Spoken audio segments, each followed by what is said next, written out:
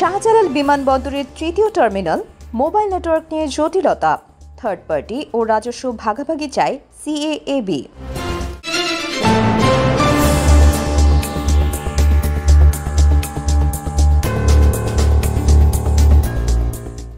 দেশের প্রধান প্রবেশদ্বার ঢাকার হযরত শাহজালাল আন্তর্জাতিক বিমানবন্দরের তৃতীয় টার্মিনাল উদ্বোধনের দ্বার প্রান্তে, কিন্তু উদ্বোধনের আগেই দেখা দিয়েছে এক নতুন জটিলতা। টার্মিনাল জুড়ে মোবাইল নেটওয়ার্ক স্থাপন এবং এর নিয়ন্ত্রণ নিয়ে বেসামরিক বিমান চলাচল কর্তৃপক্ষ বা সিএএবি এবার থার্ড পার্টি ইনফ্রাস্ট্রাকচার এবং মোবাইল অপারেটরদের থেকে রাজস্ব ভাগাভাগির কথা বলছে। মোবাইল নেটওয়ার্ক অপারেটরদের সাথে বেসামরিক বিমান চলাচল কর্তৃপক্ষের এক উচ্চ পর্যায়ের বৈঠকে এই নতুন বিষয়টি সামনে এসেছে। সূত্রমতে সিএএবি তাদের এখতিয়ারধীন বিমানবন্দর এবং এর আশেপাশে টেলিযোগাযোগ অবকাঠামো নির্মাণ ও ব্যবস্থাপনার জন্য একটি তৃতীয় পক্ষকে জড়িত করার আগ্রহ প্রকাশ করেছে। এটি বিমানবন্দর এলাকায় মোবাইল পরিষেবা বিস্তারের পদ্ধতিকে উল্লেখযোগ্যভাবে পরিবর্তন করতে পারে।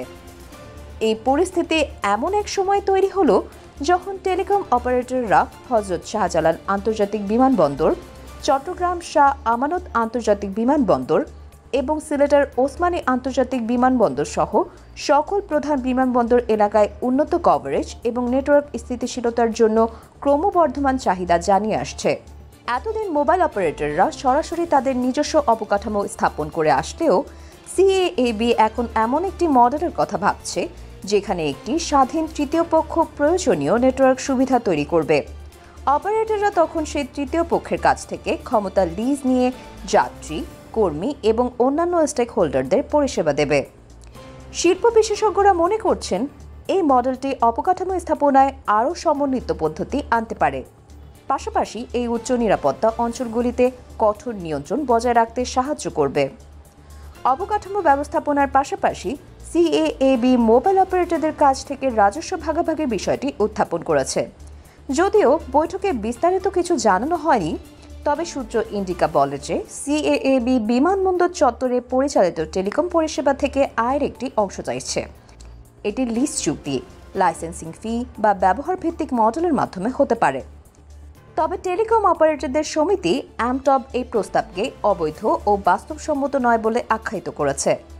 তাদের দাবি, বিদ্যমান আইন অনুযায়ী লাইসেন্সপ্রাপ্ত অপারেটর ছাড়া অন্য কোনো সত্তা মোবাইল নেটওয়ার্ক স্থাপন করতে পারে না। বাংলাদেশ টেলিযোগাযোগ নিয়ন্ত্রণ কমিশন বিটিআরসি ও অ্যামটবের এই যুক্তির সাথে একমত পোষণ করেছে। এদিকে বেসামরিক বিমান চলাচল কর্তৃপক্ষের chairman air vice marshal Mohammad Manzur Kabir ভূঁইয়াকে তার পদ থেকে সরানো হয়েছে। এই পরিবর্তনের কারণ আনুষ্ঠানিকভাবে জানানো না হলেও থার্ড টার্মিনালে মোবাইল নেটওয়ার্ক স্থাপন সহ বিভিন্ন বিষয়ে সৃষ্ট জটিলতার মধ্যেই এই সিদ্ধান্ত এলো। একজন শিল্প বিশ্লেষক বলেন, বিমান চলাচল এবং টেলিকম উভয় খাতে দেশের জন্য অত্যন্ত গুরুত্বপূর্ণ একটি সহযোগী সমাধান খুঁজে বের করা, যা যাত্রী নিয়ন্ত্রক সংস্থার সীমারেখা এবং ন্যায্য রাজস্ব বণ্টনকে সমর্থন করে, সেটাই মূল বিষয় হবে।